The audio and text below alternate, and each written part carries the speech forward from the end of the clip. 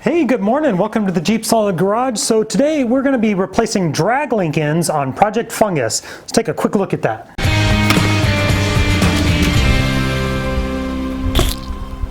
So down under Project Fungus here is my drag link end. As you can tell, I've obviously already disconnected it. This was part of another video where I replaced tie rod ends, and I kind of walk you through that process of getting these installed properly. I'll be sure to link that in the description below. But now the drag link ends, these are worn out as well. The boots are torn on them and they just need to be replaced. The other one is right here, and that is the tie rod end. It's often labeled as at pitman arm because you got your pitman arm right here. So this comes off of your steering box, goes down the drag link end to your tie rod, going across, connecting your two steering knuckles together, which then controls your steering. I also have the steering damper or steering stabilizer, whatever you want to call it, disconnected.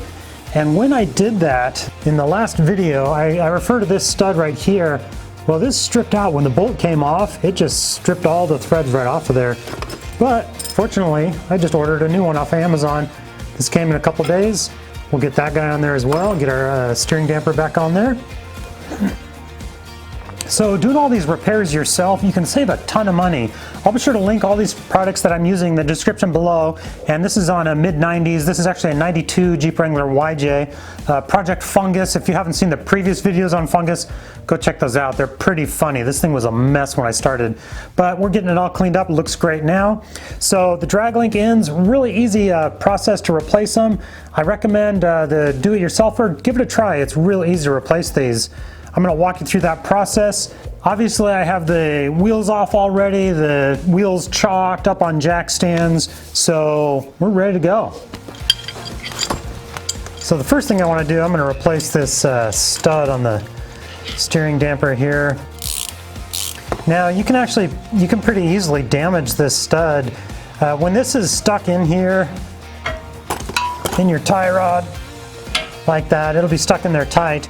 If you take a hammer and you just start beating on that thing, you're going to ruin your stud. It's not what happened here. The weirdest thing, it just stripped the threads when I was taking the bolts off, but whatever. Had to order a new one. If you ever do need to drive this out though, just be sure to put a castle nut on the end, kind of flush with it so that you're beating on the, or a little bit above, so you're beating on the castle nut, not the stud itself, so you don't damage it. But let's replace this guy real quick.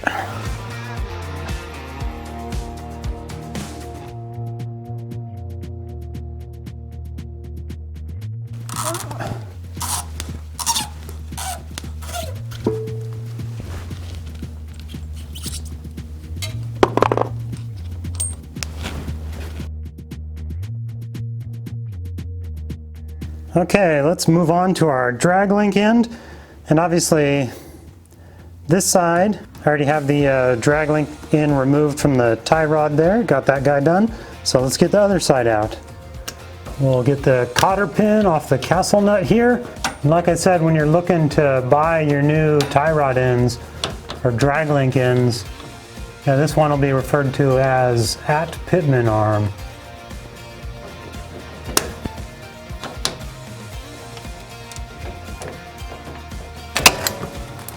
And you can see it's just destroyed. The boot is all just torn and mangled.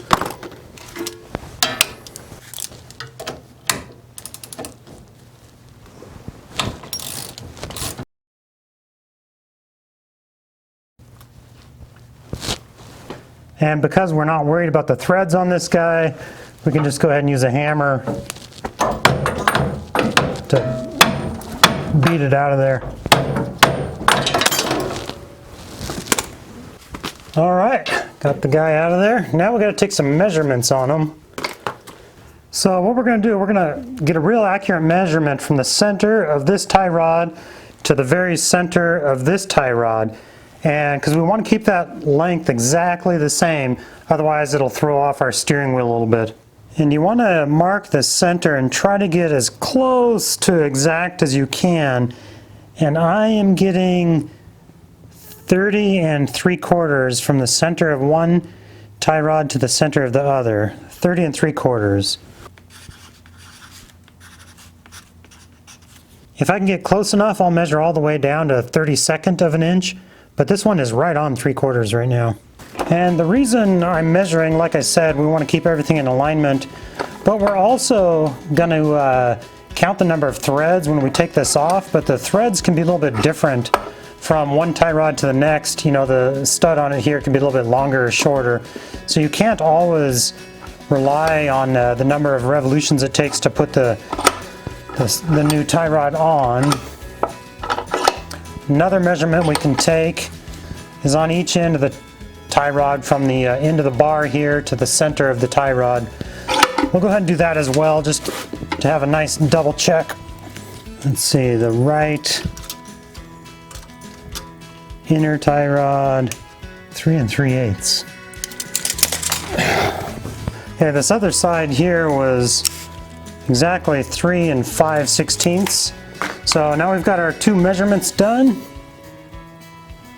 Let's go ahead and loosen up these crush sleeves here and unthread them.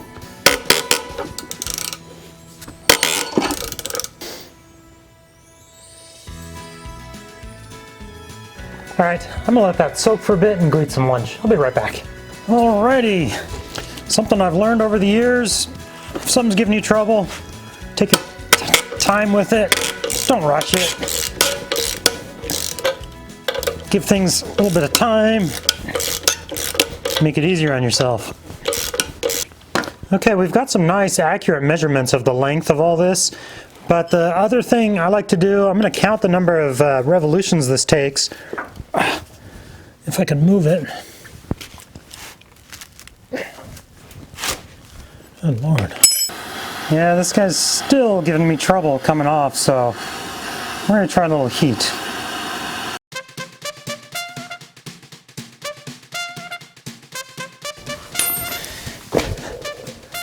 Hey, welcome back. Good morning. So yeah, this is actually a completely different day right now.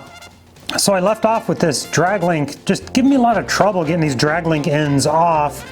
I was going to go eat lunch. I hit him with a little bit of PB Blaster, just was going to let it set on there, went and ate lunch and stuff, but then, you know, life gets busy with kids and activities and all kinds of things. And then the next day I had to go back to work, so just a lot going on. So finally I had a chance to get back to this thing, and it was giving me a lot of trouble. I'm definitely going to use anti-seize on the threads on this guy, because I had to put it in my vise and get my big pipe wrenches and just start reefing on this thing, and finally it broke loose. So, and that was after sitting with a few days of PB Blaster on it. So, okay, this is the side at the pitman arm that I referred to earlier. So, let's finish getting this guy off. But yeah, I had to use some big old wrenches, my vise.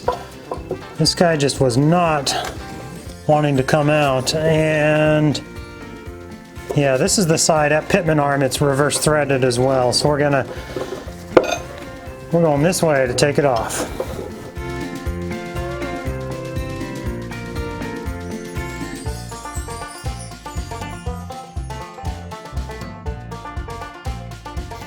All right, we got our new drag link end here. Let's get a nice coat of anti-seize on the threads here. This will really help out the next guy doing this. And let's thread it back in there. And then we'll take our measurements from the end of the drag link to the center of the drag link in there, the tie rod end. Oh yeah, this is threading in so much easier.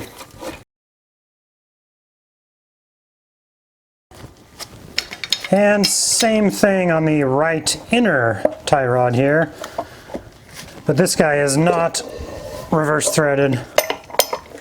So that's why you got to make sure you're buying the right tie rod end for your application, because some are reverse threaded. You just got to make sure you have the right part.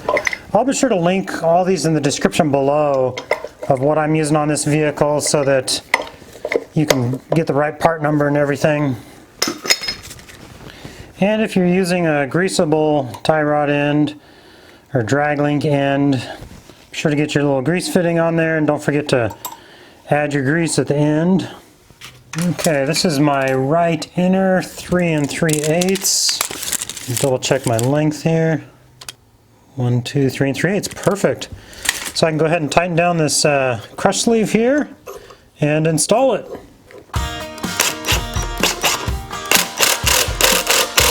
Okay, now we can slip it in our pitman arm here. Get our castle nut on there to hold it. And down to our tie rod on the other side. And we'll get our castle nut on that guy.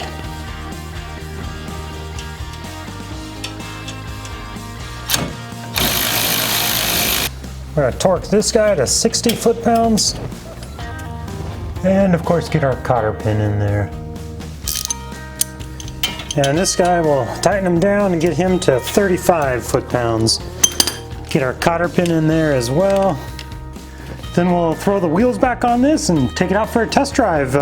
So I want to just real quick mention that this video is sponsored by Autel. They gave me this TMPS tire pressure monitoring system for free to do a quick review on. And this is a really handy device, especially for guys that are going out wheeling. You're raising and lowering your tire pressure. You want to get that right pressure for off-roading. You're done, you're filling back up. You want to make sure you get your tire pressure back where it needs to be because it'll affect your fuel economy, it'll wear your tires unevenly, just cause you some issues. So this is a real handy device where you can just real quickly scan all your tires. Let me show you real quick. So just a super handy little device for real quick monitoring. And it also will check key fobs. So you've got your scanning device here, obviously. Comes with a magnet for wheel activation, your instruction manuals, obviously all the cords you need. So we just power it on here. There's your TMPS monitoring, and let's select that real quick. You select your vehicle. We'll just select a Wrangler, and it'll do 07 through 2018 on this. So you can update the software on this. Right now it says 2007 through 2018, but if you hook it up to your computer, it'll update and should do newer vehicles as well. So let's just select one real quick and scan all sensors. Now it has you starting at the driver's side, and it'll take you around through all four. Super easy. Just a nice way to quickly double check your tire pressures so when you're driving home you know you've got everything right. And it's really well built. It seems pretty darn sturdy. So thank you, Autel, I appreciate it. Be sure to check out my next video right up here, and everything I used here I'm going to link in the description below, so be sure to check that out. Thank you guys for watching and have a good day.